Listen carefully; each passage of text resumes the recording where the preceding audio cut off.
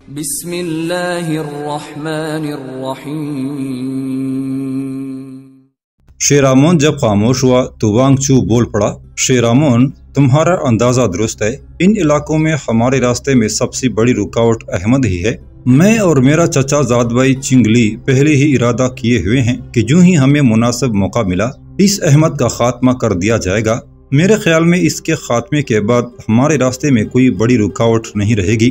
جہاں تک کوختائی کا تعلق ہے تو وہ ان معاملوں میں کوئی سروکار نہیں رکھتا، وہ ایک جنگجو اور اعلیٰ پائے کا تیغزن ہے اور اس کی زیادہ توجہ جنگوں کی طرف مبذول ہے۔ ویسے بھی اس پر ہاتھ نہیں ڈالا جا سکتا، اس لیے کہ اگر اس پر ہاتھ ڈالا گیا تو قبلائی خان ہم سب کی گردنیں کٹوا کر رکھ دے گا، اور پھر اس پر ہاتھ ڈالنا کوئی آسان کام نہیں ہے، اس لیے کہ اگر اسے ذرا بھی نقصان پہنچا تو قبلائی خان کے لشکر میں جس قدر کرایت، کرغیز، مانچو، گات اور سیتین ہیں وہ ایسی خونی بغاوت کریں گے کہ سارے لشکر کو تہس نہس کر کے رکھ دیں گے، اور وہ ایسی قوت رکھتے ہیں کہ ہم منگول ان کا مقابلہ نہیں کر سکتے۔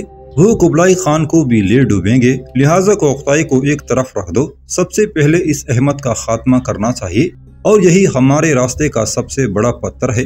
اس کے جانے کے بعد ہمارے سارے راستے صاف ہو جائیں گے۔ اس بار وانگ چو نے فیصلہ کن انداز میں کہنا شروع کیا، اس احمد کا تو ہم بہت جلد خاتمہ کر دیں گے، اس لیے کہ اس کے خاتمے کے لیے میں اور چنگلی نے ایک تجویز مرتب کی ہے، اور مجھے امید ہے کہ جلد اس پر عمل کرتے ہوئے ہم اس احمد کا خاتمہ کرنے میں کامیاب ہو جائیں گے۔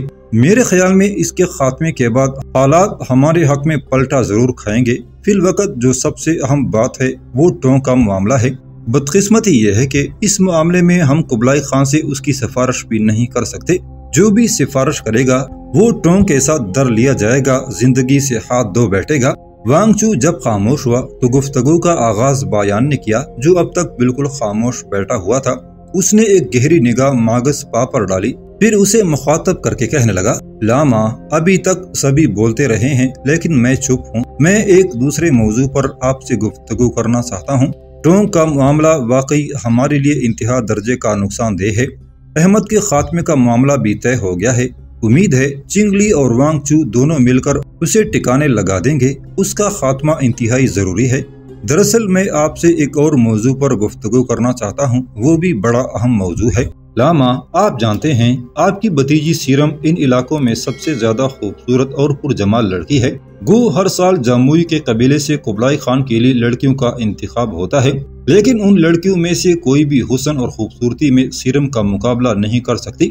اگر سیرم دلائی لاما کی بھتیجی نہ ہوتی تو قبلائی خان اب تک یقیناً اپنے بیٹے چنگلی کے حرم میں داخل کر چکا ہوتا، لیکن سیرم چونکہ دلائی لاما کی بھتیجی ہے اور دلائی لاما سے منسوب کسی بھی لڑکی کو زبردست کسی کے حرم میں ڈالنا بہت بڑا گناہ خیال کیا جاتا ہے۔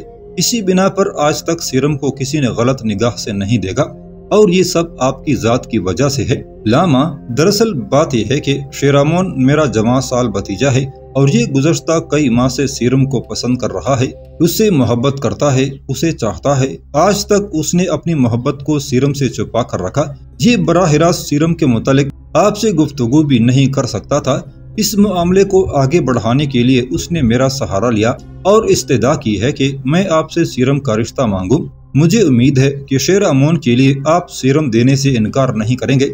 بایان کے ان الفاظ سے ماگس پا کے چہرے پر گہری مسکراہٹ نمودار ہوئی تھی۔ کچھ دیر وہ سوچتا رہا، مسکراتا رہا، پھر کہنے لگا، سیرم سے متعلق میں خود بڑا فکر مند تھا۔ میں سمجھتا ہوں کہ یہ ہماری خوش قسمتی ہے کہ شیرامون میری بھتیجی سیرم کو پسند کرتا ہے، اور بایان میں تمہارا بھی شکر گزار ہوں کہ تم نے شیرامون کے لیے سیرم کو مجھ سے طلب کیا ہے۔ میں خود چاہتا تھا کہ سیرم کے لیے کوئی بدمت سے تعلق رکھنے والا کوئی اچھا اور بہادر جوان مل جائے جس کے ساتھ اسے بیاہ دوں، اس لیے کہ سیرم کے بھٹک جانے کا اندیشہ ہے۔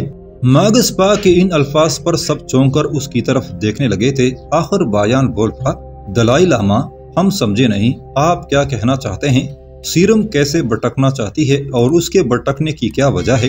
اس پر ماگس پا کچھ سوچتے ہوئے بول پڑا، میرے عزیزو، جس وقت میں تبریز گیا تھا تو سیرم اور میرا بھتیجا دونوں میرے ساتھ تھے۔ وہاں جب کوختائی سے ہماری ملاقات ہوئی اور ہر کسی نے وہاں کوختائی کی بہادری اور جرأت مندی اور اس کی طاقت اور قوت کی تعریف کرنا شروع کر دی، تب مجھے خدشہ ہوا کہ کہیں اس کی شخصیت سے متاثر ہو کر سیرم اس کی طرف مائل نہ ہو جائے۔ لہٰذا میں نے سیرم کے سامنے کوختائی کی انتہا درجے کی بد تعریفی کی۔ उसे दुनिया का सबसे बड़ा औबाश बदमाश बताया और ये भी कहा कि ये लड़कियों को बेआबरू करने में बड़ा फख्र महसूस करता है। इसके अलावा भी मैंने सीरम के सामने कोख्ताई के मुतल्लिक जहर उगला, जिसका नतीजा ये हुआ कि मैंने एक तरह से सीरम को कोख्ताई से मुतनफ़र कर दिया।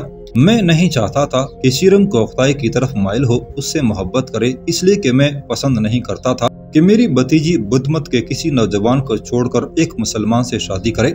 यहाँ तक कहने के बाद दलाई लामा कुछ देर रुका, कुछ सोचा, फिर सिलसिला कलाम जारी रखते हुए वो कह रहा था, मेरे अजीज, अपने मकसद में काफी हद तक मैं कामयाब रहा हूँ।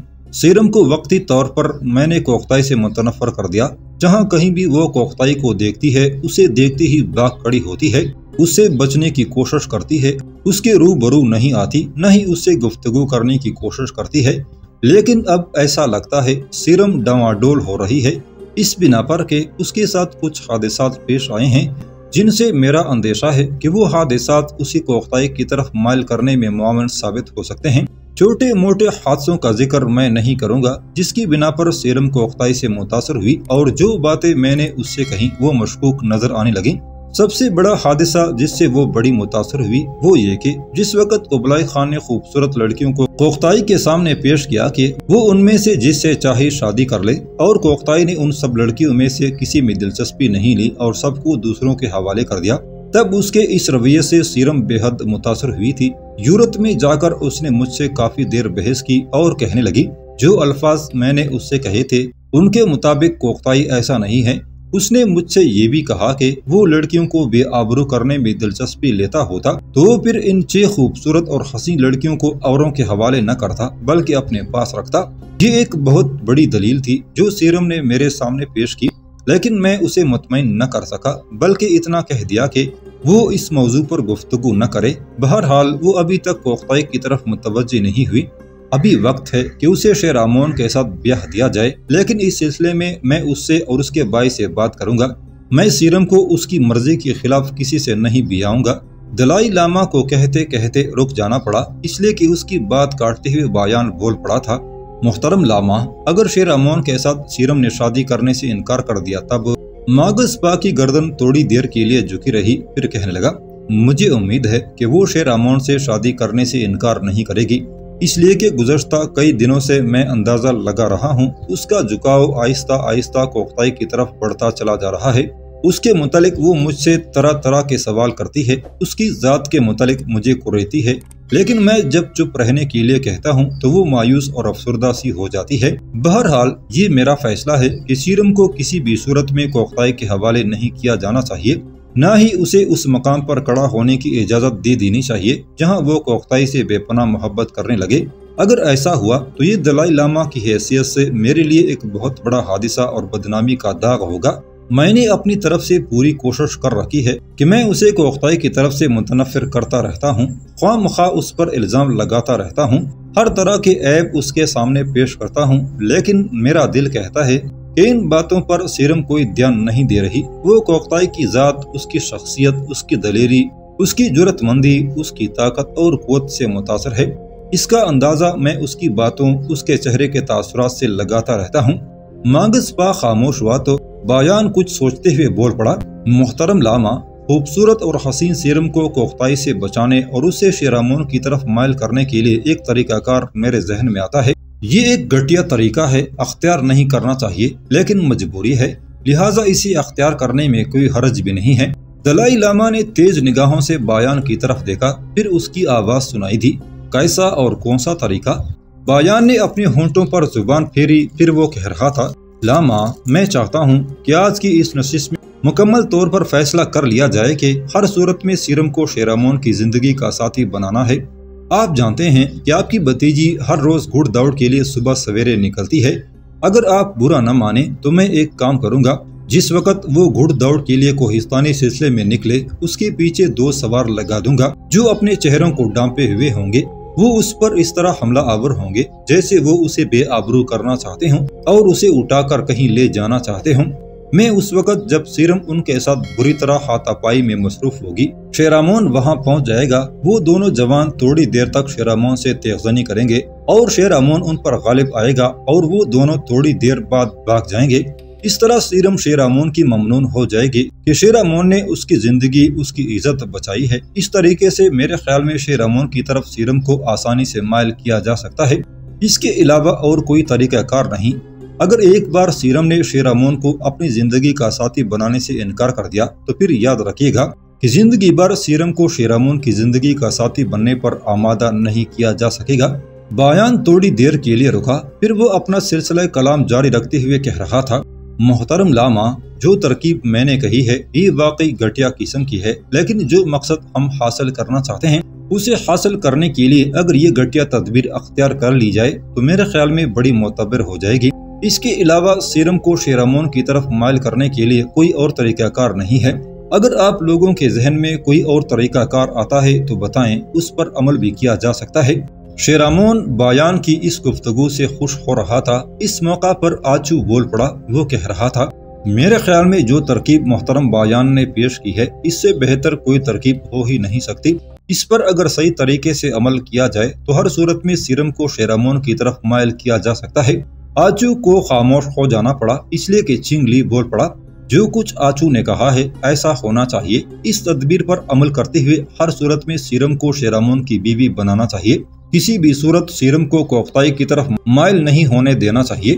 دلائی لاما ماگسپا اب تک خاموش تھا۔ چنگ لی جب خاموش ہوا تو وہ کسی قدر اطمینان کا اظہار کرتے ہوئے کہنے لگا، جو تدبیر، جو ترکیب بایان نے بیان کی ہے میں اس سے اتفاق کرتا ہوں۔ بایان، میرے خیال میں تم اس پر بہت جلد عمل کرنے کی کوشش کرو۔ اگر کوختائی واپس آ گیا تو ہو سکتا ہے حالات ہمارے خلاف پلٹا کھا جائیں۔ بایان مسکرایا اور کہنے لگا، لاما تم بے فکر رہو، اس ترکیب کو میں 1-2 روز تک عملی جامہ پہنانے کی کوشش کروں گا، پھر دیکھیں گے کیسے سیرم شیرامون کو اپنی زندگی کا ساتھی بنانے پر رضامند نہیں ہوتی۔ بایان کی اس گفتگو کا جواب دلائی لاما دینا ہی چاہتا تھا کہ سب خاموش ہو گئے، اس لیے کہ باہر شور اٹھ کھڑا ہوا۔ لوگ زور زور سے خوشی کا اظہار کرتے ہوئے کوختائی کی آمد کی اطلاع کر رہے تھے۔ اس پر وہ سب اس پگوڑے سے نکل کر لشکرگاہ کا رخ کر رہے تھے۔ تھوڑی دیر بعد کوختائی اپنی لشکر کے ساتھ لشکرگاہ میں داخل ہوا۔ قبلائی خان، اس کے بیٹے چینکم، پوتے تیمور، بیٹی کوکاچین، بیوی جاموئی، سپہ سالار اعلیٰ اویانگ اور وہ لوگ جو پگوڑا میں بیٹھ کر کوختائی کے خلاف سازش کر رہے تھے، انہوں نے بہترین انداز میں کوختائی کا استقبال کیا۔ جب سب لوگ کوختائی کو اس کی دونوں فتوحات کی مبارکباد دے چکے تب قبلائی خان آگے بڑھا۔ بڑے پیار سے ایک بار پھر اس نے کوختائی کو گلے لگایا، تھوڑی دیر تک بڑی شفقت سے اس کی طرف دیکھا، پھر کہنے لگا، کوختائی میرے ساتھ آؤ، تم نے منگولوں کے لیے وہ کارنامے سر انجام دیے ہیں جن کے لیے میرے پاس الفاظ نہیں کہ میں تمہاری جرأت مندی کی تعریف کروں۔ اس موقع پر قبلائی خان کا بیٹا چینکم اور پوتا تیمور آگے بڑھے۔ دونوں نے کوختائی کا ایک ایک ہاتھ تھام لیا، پھر اسے اس نشست گاہ کی طرف لے کر چل دیے تھے جو کوختائی کی آمد سے پہلے ہی ترتیب دے دی گئی تھی۔ قبلائی خان کے علاوہ دیگر سب لوگ جب اپنے اپنے منصب کے مطابق اپنی نشستوں پر بیٹھ گئے تب اپنے پہلو میں بیٹھے ہوئے کوختائی کو قبلائی خان مخاطب کر کے کہنے لگا، کوختائی، تمہاری غیر موجودگی میں ایک بہت بڑا حادثہ رونما ہوا ہے اور مجھے یہ بھی احساس ہوا ہے کہ مجھ سے ایک بہت بڑی غلطی سرزد ہوئی۔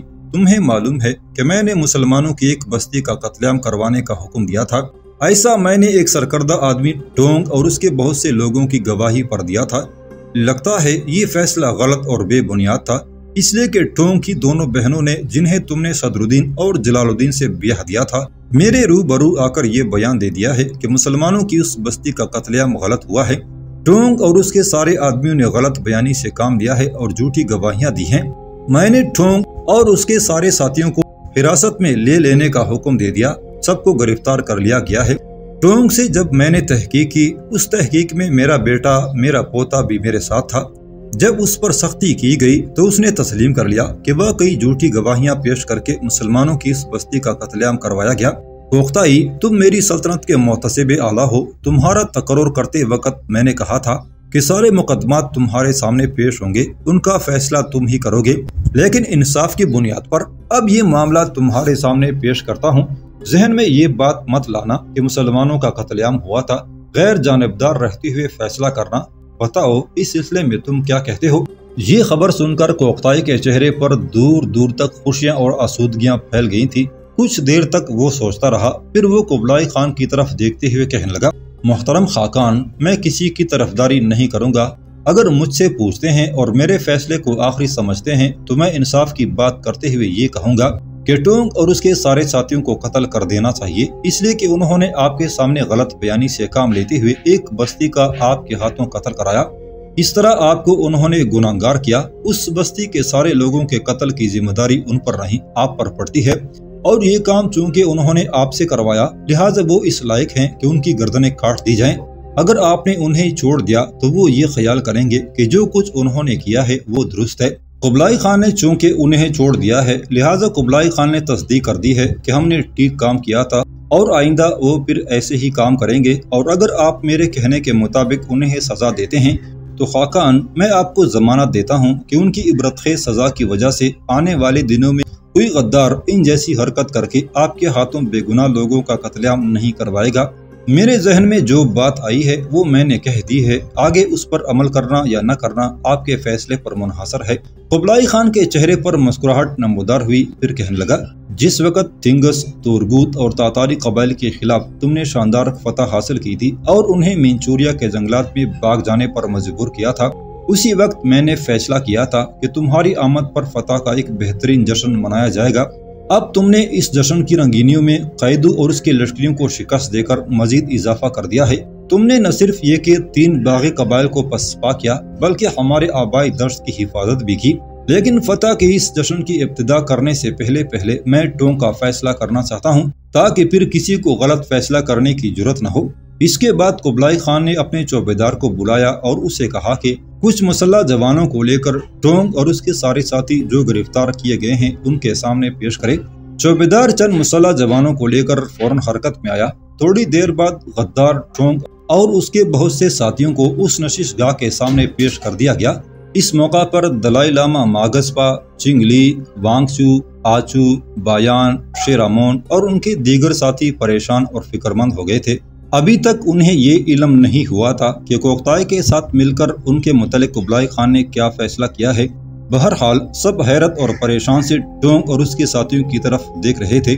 جب ٹونگ اور اس کے سارے ساتھی نشش گاہ کے سامنے کھڑے کر دیے گئے تب قبلائی نے ایک بار پھر کوکتائی کو مخاطب کیا، کوکتائی، جو فیصلہ تم نے ان کے متعلق کیا ہے وہ آخری ہے، اس پر عمل کیا جائے گا تاکہ آنے والے دنوں میں ان جیسا عمل کوئی دہرانے کی کوشش نہ کرے۔ میں ان سب کے قتل کا حکم دینے لگا ہوں، تم ان کے لیے اس سے بھی کڑی سزا تجویز کرتے ہو تو ابھی بتاؤ۔ کوکتائی مسکرایا، نفی میں اس نے گردن ہلا دی، جس پر ایک بار پھر قبلائی خان نے اپنے چوبیدار کو قریب بلایا، اس کے کان میں کسر کی، وہ پیچھے ہٹ گیا۔ تھوڑی دیر بعد کچھ مسلح منگول نشست گاہ میں داخل ہوئے۔ اس کی آمد پر ٹونگ اور اس کے ساتھیوں کو چوبیدار نے ایک لائن میں کھڑا کر دیا تھا۔ پھر آنے والے مسلح منگول حرکت میں آئے، ایک دم انہوں نے تیر چلائے اور ٹونگ اور اس کے سارے ساتھیوں کو چھلنی کرتے ہوئے ہلاک کر دیا تھا۔ جس وقت ٹونگ اور اس کے سارے ساتھیوں کا خاتمہ کر دیا گیا تب چنگ لی، وانگ چو، ماگسپا، بایان، کروکچی، شیرامون، آچو اور ان کے دیگر ساتھیوں کی حالت ناقابل برداشت تھی۔ اس موقع پر چنگ لی نے بایان اور اس کے قریب بیٹھے ماگسپا کی طرف اپنا چہرہ لے جاتے ہوئے سرگوشی کی، لگتا ہے حالات یکسر ہی ہمارے خلاف ہو گئے ہیں۔ یہ جو ٹونگ اور اس کے سارے ساتھیوں کا خاتمہ کر دیا گیا ہے تو یوں جانیں ان سرزمینوں میں ہم ہار گئے، کوکتائی اور اس کے احمد جیسے ساتھی جیت گئے۔ دوسرے معنوں میں آپ یہ بھی کہہ سکتے ہیں ان سرزمینوں میں بدھ مت ہار گیا اور اسلام کا بول بالا ہوا۔ ماگسپا اور بایان نے اس بات کا کوئی جواب نہ دیا، اس لیے کہ جن منگولوں نے تیر چلا کر ٹونگ اور اس کے ساتھیوں کا خاتمہ کیا تھا وہی ان کی لاشوں کو گھسیٹتے ہوئے کتوں اور چیلوں کی خوراک بنانے کے لیے لے گئے تھے۔ اس کے بعد ایک بار پھر قبلائی خان نے اپنے چوبیدار کو بلایا اور جشن کی ابتدا کرنے کا حکم دیا۔ یہ حکم ملنا تھا کہ چوبیدار پیچھے ہٹا۔ تھوڑی دیر بعد منگول، چینی اور شمالی برفزاروں کی انگنت لڑکیاں نشست گاہ کے سامنے نمودار ہوئیں۔ ان کے ساتھ سازندوں کی ایک بڑی جماعت تھی۔ پھر سازندے حرکت میں آئے اور لڑکیوں نے رقص کا وہ سما باندھ دیا تھا کہ ہر دیکھنے والے کی آنکھ حیرت میں ڈوب کر رہ گئی تھی۔ رقص و سرور کی یہ محفل کافی دیر تک جاری رہی، یہاں تک کہ قبلائی خان نے اسے ختم کرنے کا حکم دیا۔ پھر اپنی جگہ پر اٹھا اور کوکتائی کو مخاطب کر کے کہنے لگا، کوکتائی، اب تم آرام کرو، چند روز لشکر یہیں اس عارضی مستقر گاہ میں قیام کیے رہے گا، اس کے بعد ہم جنوبی چین پر حملہ آور ہونے کے لیے پیش قدمی کریں گے۔ تمہاری فتح مندی نے ہمارے 2 محاذ بند کر دیے ہیں، ایک مینچوریا کے وحشی قبائل، دوسرا قیدو جو ہمارے آبائی دشت پر بار بار حملہ آور ہوتا ہے۔ اب میرے خیال میں ہم مطمئن انداز میں جنوب کی طرف پیش قدمی کرتے ہوئے شمالی چین کی طرح جنوبی چین پر بھی قابض ہو سکتے ہیں۔ قبلائی خان لمحہ بھر کے لیے خاموش ہوا، پھر اس نے آواز دے کر اپنے مالیاتی امور کے ماہر مسلمان احمد کو بلایا۔ احمد فوراً اپنی نشست سے اٹھ کر قبلائی خان کے سامنے آیا۔ قبلائی خان نے مسکراتے ہوئے احمد کی طرف دیکھا، پھر کہنے لگا، اپنے نائب سانگا کو بلاؤ۔ احمد نے سانگا کو آواز دی، جس پر سانگا فوراً اپنی نشست سے اٹھ کر احمد کے پہلو میں آن کھڑا ہوا۔ سانگا الغوزی ترک تھا، مالیات کا ماہر تھا، مسلمان تھا اور احمد کے نائب کی حیثیت سے کام کر رہا تھا۔ دونوں جب مستعد سے ہو کر قبلائی خان کے سامنے کھڑے ہو گئے، تب قبلائی خان نے ان دونوں کی طرف دیکھتے ہوئے کہنا شروع کیا، تھوڑی دیر پہلے جن لوگوں کو موت کی سزا دی گئی ہے، یہ وہی لوگ ہیں جو مسلمانوں کی بستی کی تباہی کے ذمہ دار ہیں۔ میں مانتا ہوں یہ ہماری غلطی ہے اور ہماری غلطی کے باعث مسلمانوں کی اس بستی میں قتل عام ہوا۔ اب تم دونوں ایسا کرو کہ اس بستی میں جاؤ، بستی کے سارے لوگوں کا جائزہ لو، جس کسی کا بھی جس قدر نقصان ہوا ہے اس سے زائد اس کی مالی امداد کرو، تاکہ کسی حد تک لوگوں کے نقصان کا ازالہ ہو جائے۔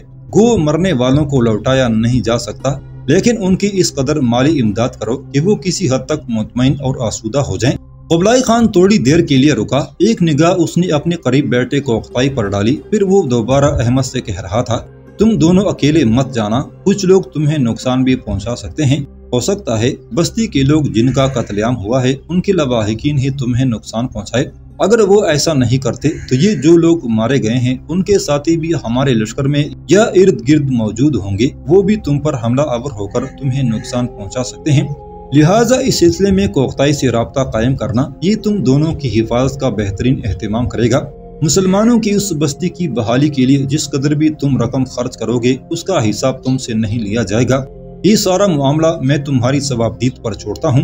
احمد اور سانگا سے ہٹ کر ایک بار پھر قبلائی خان نے کوختائی کی طرف دیکھا، پھر اسے مخاطب کر کے کہنے لگا، کوختائی، میں تم سے ایک بات کہنا بھول گیا۔ تم یہ تو جانتے ہو کہ شمالی چین پر اس وقت مکمل طور پر ہمارا قبضہ ہے۔ کچھ مسلمان جو چین کے کچھ علاقوں پر امیر ہیں، کچھ لشکر میں شامل تھے، کچھ جو دیگر امور کی ذمہ داریاں سنبھالے ہوئے تھے، وہ حج کے لیے گئے ہوئے ہیں، آج ہی وہ لوٹے ہیں۔ میں نے انہیں آرام کرنے کا مشورہ دیا ہے، اس وقت وہ لشکرگاہ میں موجود ہیں، تم ان سے بھی مل لینا۔ میرے خیال میں وہ تم سے مل کر خوش ہوں گے، اس لیے کہ 1-2 روز تک وہ اپنی منزلوں کو روانہ ہو جائیں گے۔ اب تم بھی اٹھو، آرام کرو، اس لیے کہ لگاتار سفر کرتے ہوئے تم تھکان محسوس کر رہے ہوگے، تمہیں آرام کی ضرورت ہے۔ اس کے ساتھ ہی قبلائی خان نے وہ نشست ختم کر دی تھی۔